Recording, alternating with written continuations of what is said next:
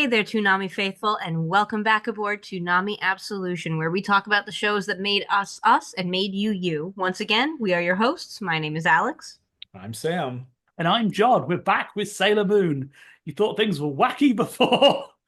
We're going full off the Bermuda quirk angle today. So, episode 7, An Uncharmed Life, which in Japan is episode 10, The Cursed Bus, Enter Mars, the Guardian of Fire. And then episode 8, Nightmare in Dreamland, which is in Japan is episode 11, Usagi versus Rei, Nightmare in Dreamland. You'll probably pick up that Nightmare in Dreamland is very weird, and that is because even in the original anime, it is filler. This does not happen in the manga. And it's pure nonsense from wall to wall. But we should start with a description of Sailor Mars, is what we get with An Uncharmed Life, which is a hilariously cut up episode because obviously Rei's a shrine maiden at the Hikawa Shrine. Those don't exist in America.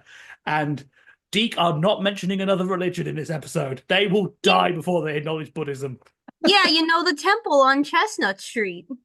Which we all go to those mountain temples in Detroit. Molly goes there to get her hair done. Also, I'll start with Queen Beryl. She mentions, I must have the Silver Imperium Crystal.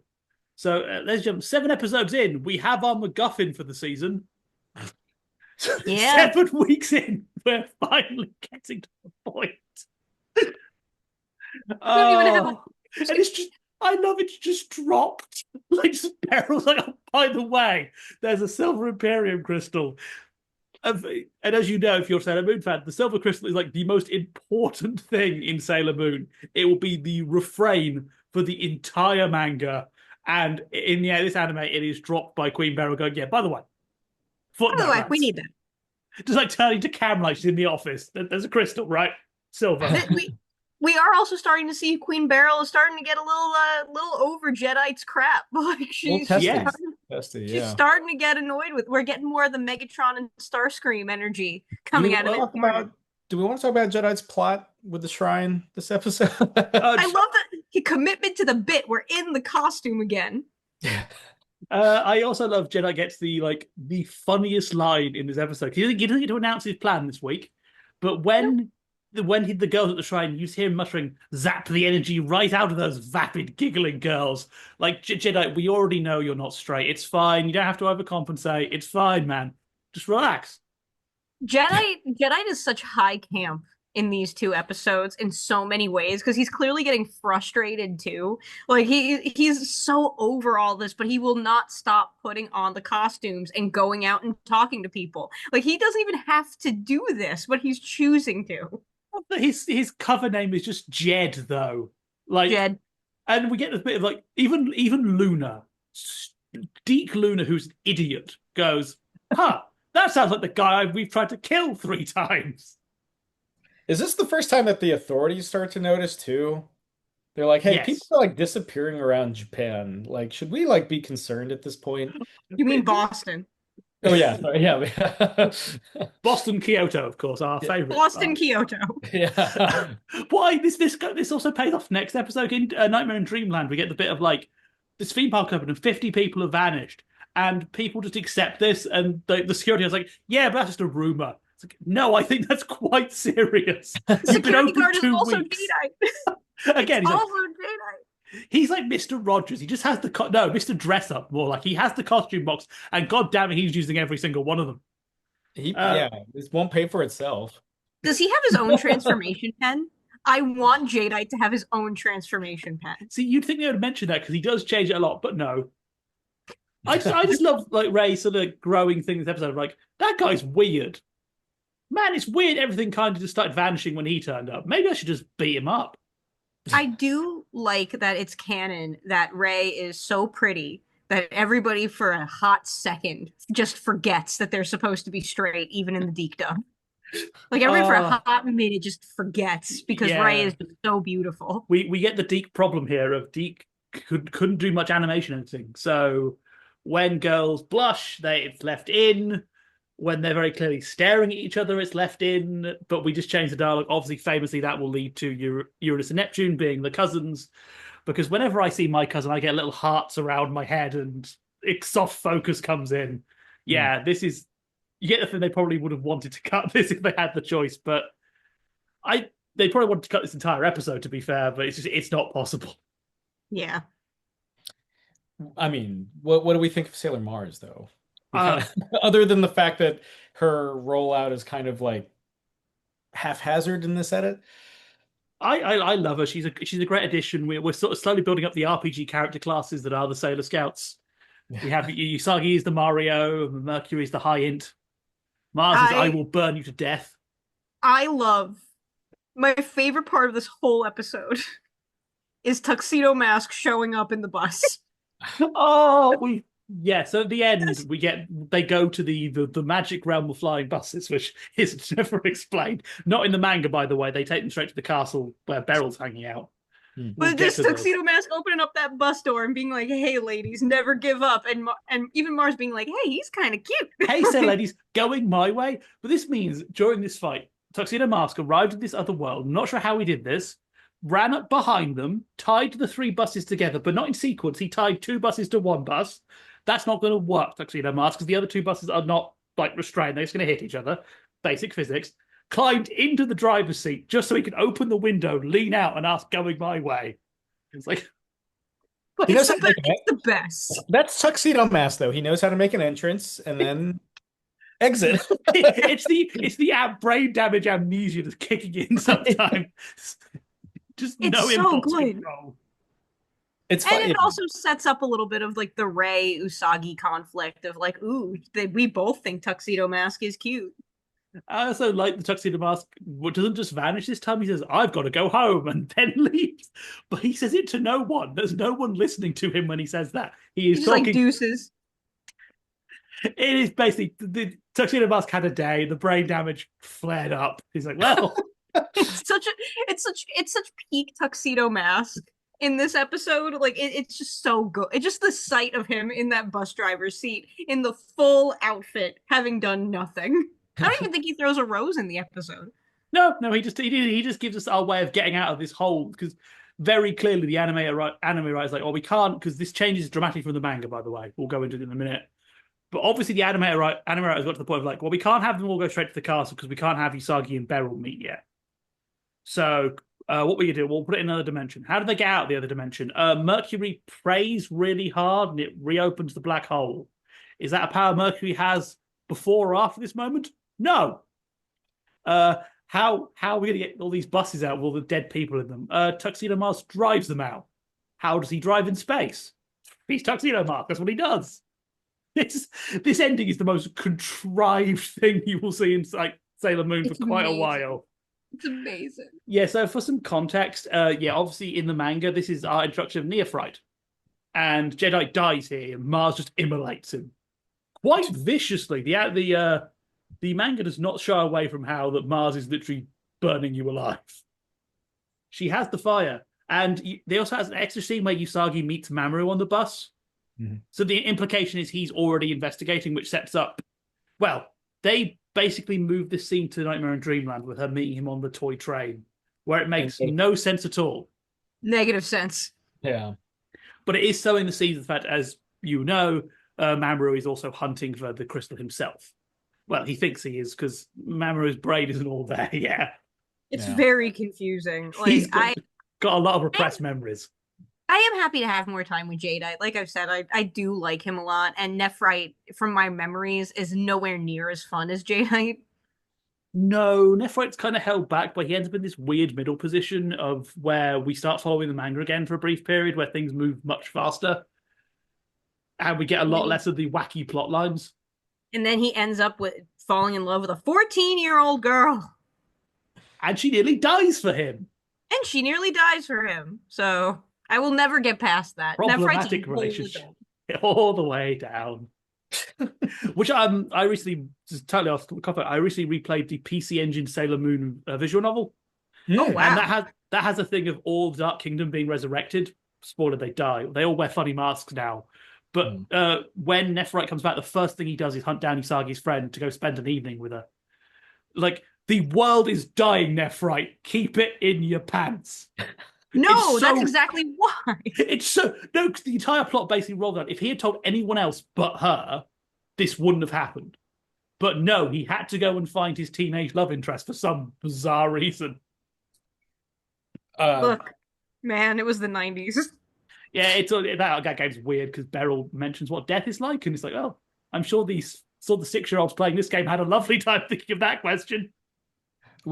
to go back to Memoru for a second, like, is this the? I mean, we get some prime Memoru stuff like Usagi and Rei, Um, what do we kind of like think of our amnesiac or brain-addled handsome man? I love him. I'm excited for when he actually starts getting involved in the story a bit.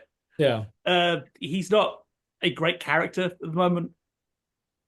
But I He's think kind of a jerk. yeah, they kind of left. He's the one who gets punished most by the extension of the anime. Like, obviously, in about like chapter 7 or 8, you sort of get the idea that, oh, he is also competing for the crystal. He has his own goals. But here, we're not going to get that until I think like 12, 13. Like, So he's just, Darren's just kind of mean to a child. Like, that's really what's happening here. Is like you have this grown man who's just mean to a child. yes. Which they don't. The manga does a better job of quickly establishing that, yeah, he's an asshole, but he's got something going on. Here, he's just turning up for funsies and riding trains. Yeah, just having a good time riding a train. I like him better when he is Tuxedo Mask and his amnesiac, like, brain damage kicks in. I kind of hate him when he's Darien.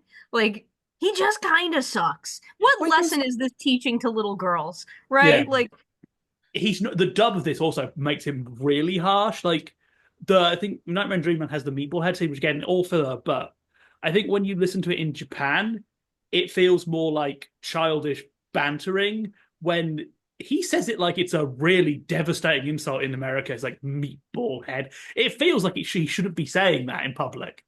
He says it like a feels swear. derisive. Yeah. Yeah. I mean, we've mentioned this about this character before, like the way the Dick Dub kind of like presents him, he goes out of his way to be a dick. The Yeah, other thing, yeah. one thing I did want to bring up is that there's such an inconsistency in the presentation of the episode sometimes, where it's like sometimes you'll get a title card, sometimes you won't get a title card. Sometimes Sailor Moon says we'll have something to say. Other times it'll just be like, "Team, we won as a team. Good job." We've got to bring up an Uncharmed Life Sailor Says, because clearly the lesson of this episode is don't trust organized religion. Yeah. It will steal your energy. Deke, of course, can't do that. So it's Usagi complaining about pollution. So today we saw buses vanish into thin air. Too bad we can't do the same with all the smoke buses, cars, and trucks create. We're just kids, but we can help. Usagi, you're not a kid. You're like 5 million years old. Encourage your parents and friends to carpool or use public transportation. You just said to get rid of the buses, Usagi. It will help save the air we breathe. Then treat yourself to something really delicious. And then Luna says she can't walk and eat at the same time. And then you hear a clip of her saying, "Oh, my ice cream." But that's audio from next episode. Yeah.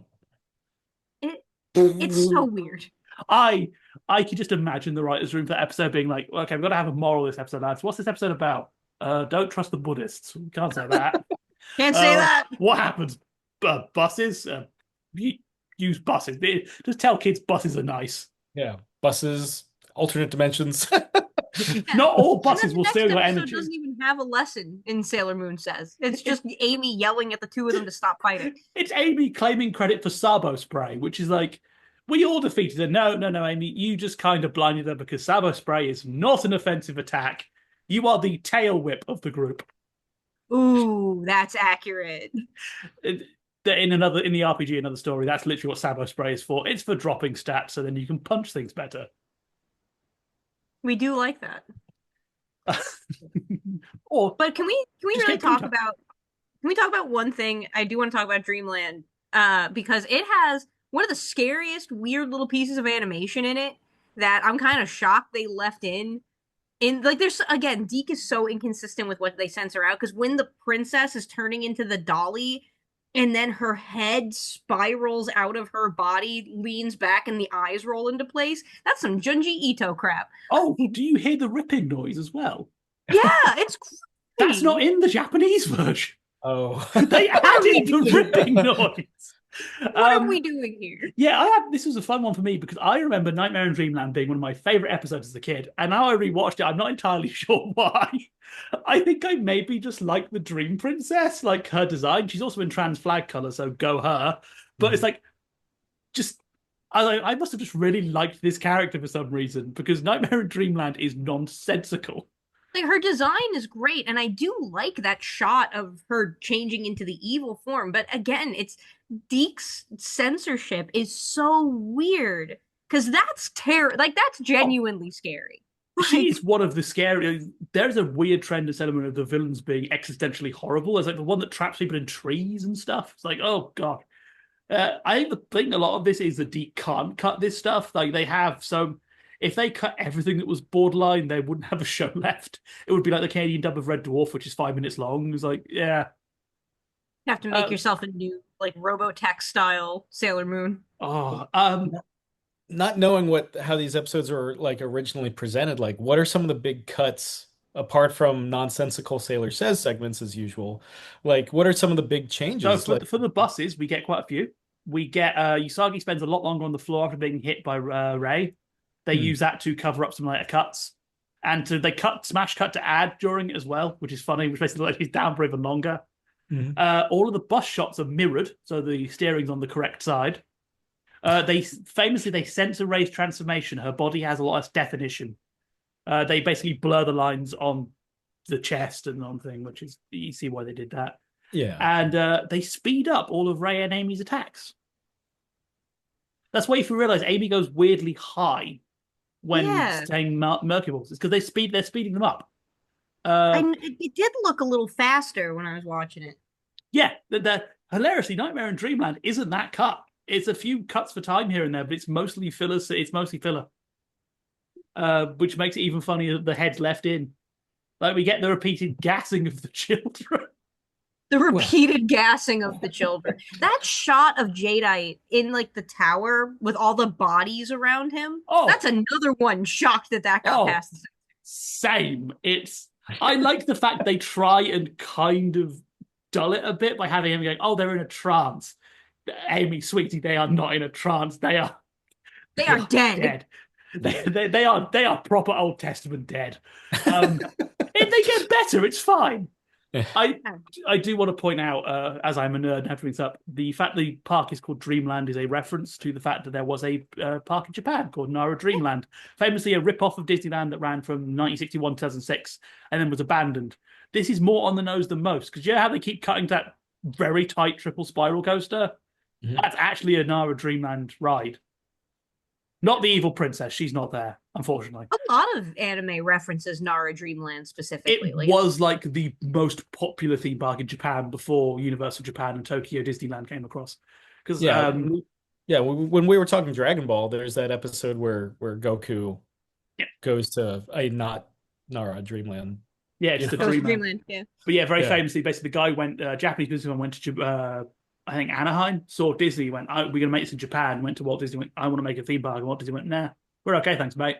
And he went, well, Japanese copyright law means you can't stop me. You can't stop me from doing it. But it didn't make enough money, and then Tokyo Disney came along. It's like, why would I want the rip-off when I had the real one? And it closed. But it's just such an on-the-nose thing. Also, just can we talk about the weirdness of like the free-roaming robot animals? Is this what Scott Cawthon saw before making Five Nights at Freddy's? They've started doing that at Universal's Epic Universe in like the How to Train Your Dragon side of the park. But it's not one woman controlling 15 of them with an apple. Also, we never come down. What always throws us? We never come down if those animals are actually remote control or if they're all part of the Yuma. Like, is this a Yuma spread over several beings? Because the animals move and react, but the panda is seemingly sentient on the train. That's not part of the Yuma because it's not. Where does this monster start and end is what my question is. And also, it does lead to my favorite moment of the episode. Usagi and Ray assault a child. Yeah, they do just assault a child. This kid up. It's like, what the? Yeah, teach you to come around here, child. What I love is that the Dream Princess is just watching this. Like, you got to sit there thinking, she's thinking, maybe Queen Beryl wants these two. They're better than Jedi. You know, as a person who works in education for my day job, Sometimes you just kind of have to step back and see where it goes. So can we ask, should children wear robotic bears as a teacher? Is it your official answer to this question? I can't give you an official answer as a teacher, but as a person, yes. Yeah. Good. I'll keep it in mind for the next time I'm babysitting and have a robotic bear to hand. Well, clearly, Oh, yeah, this Would you episode also have the soul-sucking apple? soul-sucking apple. I mean, the problem with kids today is they have too much soul. We just need to get rid of a bit of it. Yeah. Yeah, just a little bit, just a teeny tiny bit. Do it. And Also give them their produce. Yeah, it works. A good diet their is produce, vegetables, feel their evil energy. candy. Evil candy is the best part of this, by the way. Oh, this is another great example of Jedi and your over complex plans. It's Because they have to eat the candy, then get hit by the mouth beam, and then we steal their energy. Just hit them with the mouth beam. Jedi reminds me so much of G1 Starscream. Like there's something very like 80s Transformers Decepticons with his plans. It's like, I'm gonna make this giant purple robot griffin and we're gonna use that to steal the energon from the Autobots. Like, what does the griffin have to do with anything, man? So is at that with that analogy that makes Beryl like Megatron, right? Where she's just like, "What are you doing? Why are you not?" Well, Beryl's technically Starscream slightly higher because she's Metalia's puppet. Okay, yeah. Well, then again, Metalia is Chaos's puppet, which is in the Atlantic Cauldron. So wait, no, maybe I would say she's Megatron, and then you have like Unicron. Like that's what Planet Eater, sure. Yeah, she's Unicron. And then you have Megatron. And you again, if it's G1 Megatron, it's like, yeah, I'm fed up with this, but I'm also going along with the stupid nonsense. Yeah. Like, you're not getting the results we want, but I'm going to let you do this theme park idea just because. And I'm not going to kill you, even though I keep saying I'm going to kill you. Yeah. Yeah, this is also, again, like, Jedi, man. I don't think the implication was the theme park isn't a Dark Kingdom trap. It's specifically the Dream Princess is a Dark Kingdom trap. Meaning, like, I guess Jedi was walking around, saw the opening signs, like, I can use this. What if he bought it? What if he bought the theme park? Oh, if he just chooses to be a security guard because he prefers the uniform? Yeah, he bought it to set up the whole thing, and then he puts on the uniform so that no one knows. So just cycling back, we do get a really funny dubbing moment in the buses episode because Usagi disguise pens into an air hostess or to get something. On a bus. Yes, because Japan, she's a bus guide, which isn't a thing that really exists in America. The voice or the flight attendant or something. That felt more like the writer just being like, whatever. Yeah, whatever. We gotta get through this. The disguise only works for 30 seconds anyway. Just... I feel like they could have gotten away with calling her like a cop or like a meter maid or something. I think you could have gotten away with meter maid. Bus executive. Yeah. Bus executive. Government agency. What's a Blakey CEO from the buses? I still think crossing guard works. Yeah, it would also work. It's just really funny. It's like that episode, you really get the feeling that if it wasn't one of the most important episodes of the season, Deke would never have tried. They're in the situation like, we can't not introduce Rey. We need her. Yeah. So and she can't just show up out of nowhere. Yeah, we need even though Dreamland is a terrible episode for just making Rey weirdly, she's always more mature because of being the Shrine Maiden. But in Dreamland, she's just a dick. Like, they also make Usagi overly childish as well, which really bugs me watching this episode now. Yeah. Like, she's is childish, but they just have her acting like a toddler for some reason. But I was brave, right? That's the most Usagi line you get in this episode. Because her arguing about the bear with the kid, her jumping on the bear, it's like, that's not really how she would... She's childish, not an absolute fool. She can tie her own shoes. In a weird way, this kind of makes me think of some of the Flanderization that happened to Goku in Super, where it's like, yeah, he's childish and kind of dumb, but he was never this dumb. Yeah, this is like she couldn't live on her own kind of dumb. Yeah. It's weird because obviously there's filler, but this really feels like an episode that would have worked better later on with Chibiusa. Because Usagi's acting way more like Chibiusa in this episode. Which, again, makes sense. Chibiusa is, like, 6. not Or 13. 650? That's not. Oh dear, small lady, and don't start kissing your dad, please. It's awful. We need to. Oh God, I can't. I We're don't not want to think. we're not getting to Black Lady for quite a while.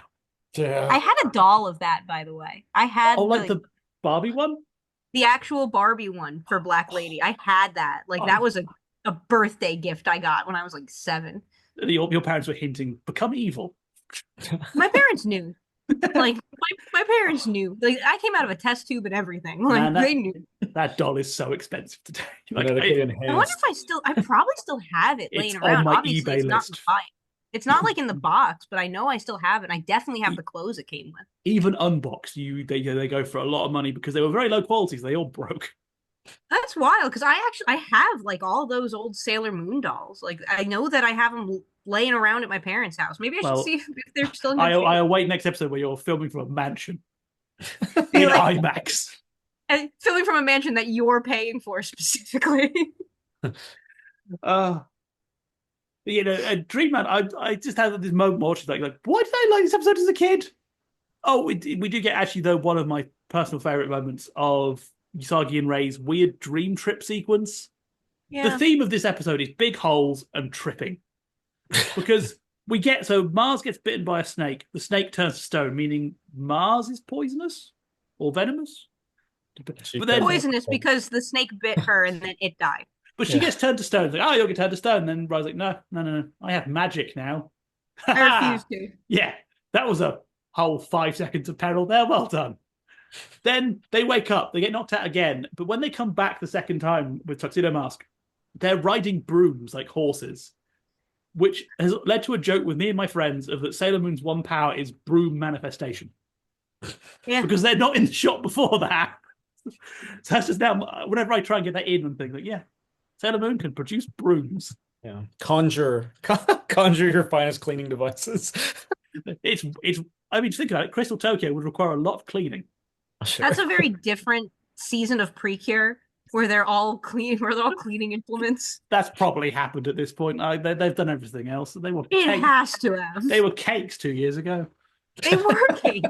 That's right. There was Pure Yell, who was a punk musician for some bizarre reason, who likes cops because that's what all punk musicians do. Oh, Pure cleaning crew is definitely a thing. It has to be. And if it's not, somebody at Toei Animation owes me some money. if not, the second the toys come out. As I get to the end, I actually want to torment Sam for a brief second. I have a trivia question for you. Oh boy. So, the Uncharmed Life Sailor Moon episode introduces 3 heroines to Sailor Moon. Can you name them or tell me who they are? Mars. Mars is one of them. That's your freebie.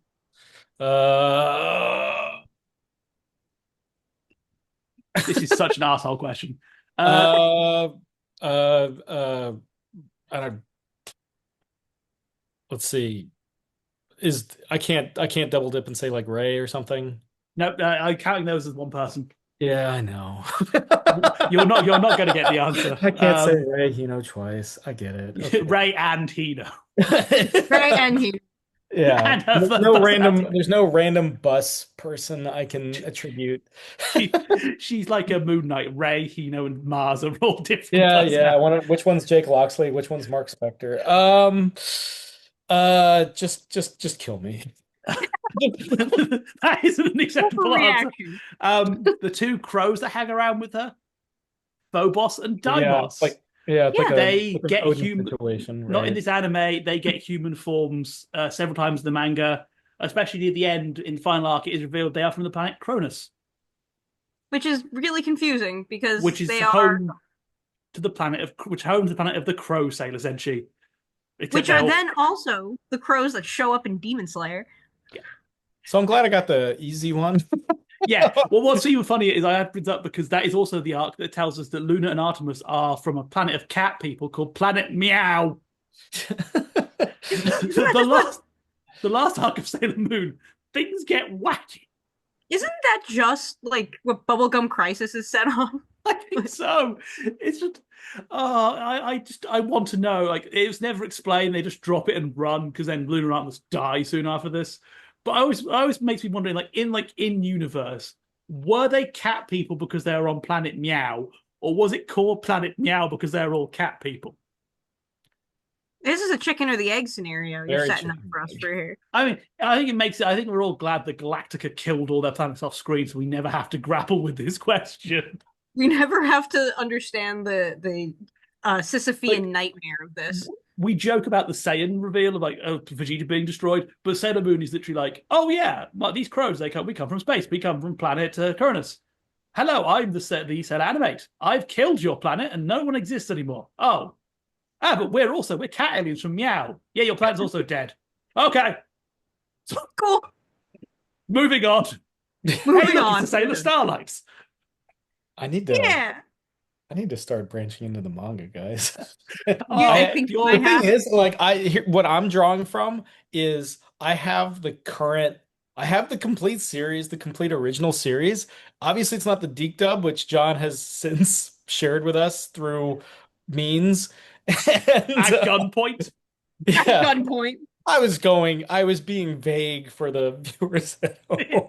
But but so I'm like watching like these official like the new official English dubs and then watching all the episodes now and I'm not so there's like certain like differences with everything. It's like okay, all right. Oh, you're gonna reach the point which I always like to bring up to people when there is an arc later on where the Sailor Scouts get captured, they get taken to a castle and held prisoner. This is against Black Moon, Yeah. and in the manga, it's full of corpses, the prison, and you actually have a lovely panel of Ray looking straight at the audience, going, "It's not an illusion. He is actually a dead body." And the anime obviously cuts that, both the Deke and this, and even Sailor Moon Crystal, which was aimed at older audience, but yeah, that's too much. They cut that as well. But I just love the panel of Mercury basically telling the young children watching, no, no, no, this isn't fake. Don't look away. That's a dead body. And we're Yeah. going to be sat with it for the next 2 chapters. Embrace death, children. Do you You have saw? do you have the Super Famicom Sailor Moon game, which Yes. never got released in North America? Yes, I do. Wow. Not an official, like, actual production copy. Obviously, for various reasons. I'd be rich. You That would be in case. the mansion. Yes. No, I also I have go to the Japan all the time. I also have the Sailor Moon fighting game which is bizarre because everyone suddenly starts hating each other and fighting each other. The Sailor Moon games are wacky, as was the way. And then the game where they're all popping balloons. Well, But yeah. well, do we have any final thoughts about these 2 episodes? It's I great to mean, see. enjoy Jedi while you can. I mean, clearly, Clearly. because the jig is starting to come up. Barrel's starting to get impatient with him. So enjoy these wacky schemes while you can. Yeah, no, this was fun. I love the interest of Ray. This is a terrible way of doing it, but these episodes are fun for me as someone who has covered dubbing for years, because these are the ultimate examples of episodes that you can feel the hands of the dubbing team having a frantic 4 a.m. meeting of going, what the world are we meant to do with this footage? We've got to use it. I would not recommend this as the way to watch these episodes, but they are really funny. And again, I mentioned this last week as well, but I find it really funny. Next week we're finishing our first block of 10 episodes. Sam will not have seen all of the Sailor Scouts. Yeah, no. We've been doing this for 5 weeks, and the main cast has yet to be here, and we've only just got our MacGuffin of the season. Well, and it's something I said like weeks ago. It's like, if I remember correctly, we're not going to see most of these Sailor Scouts again for like weeks or months. So, Yeah. yeah, yeah. Yeah, I do like these episodes. I've always liked Ray. She's not my favorite Sailor Scout. We will be coming upon my favorite Sailor Scout in 30 years. But I do like these episodes. I think that it's very interesting to see what makes it past the censors and what doesn't. I'm going to miss Jadeite desperately once we get rid of him because I just he brings something so magical to the table.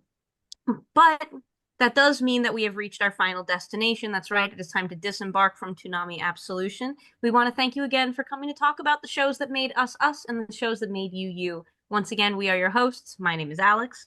I'm Sam. I'm John. And we'll see you next time. Bang.